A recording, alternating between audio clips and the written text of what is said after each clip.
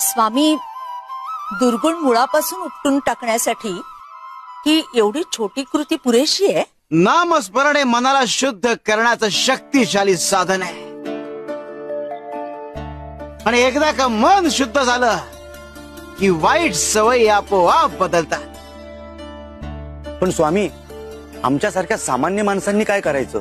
म्हणजे आम्ही समजून घेतो, पण कधी कधी राग आणि लोभ यावर ताबा राहत नाही आमचा. भुजंगा, राग आणि लोभ हे मनाचे दुर्गुण आहेत आणि त्यांच्यावर नियंत्रण ठेवायचं असेल तर आधी संयम शिकायला हवा.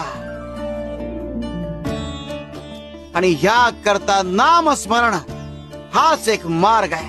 स्वामी, नामस्मरणाने सगळं साध्य होईल, पण माणसाला आत्मविश्वास कसा मिळतो हो?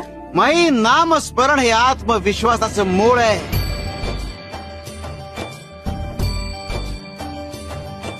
नामस्मरण केलं की मनात भीती राहत नाही आणि आत्मबल निर्माण होता.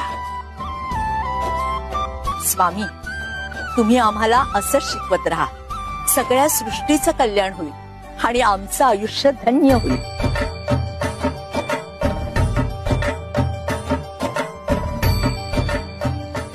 शिव हरि शंकर, नमामि शंकर, शिव शंकर शंभो.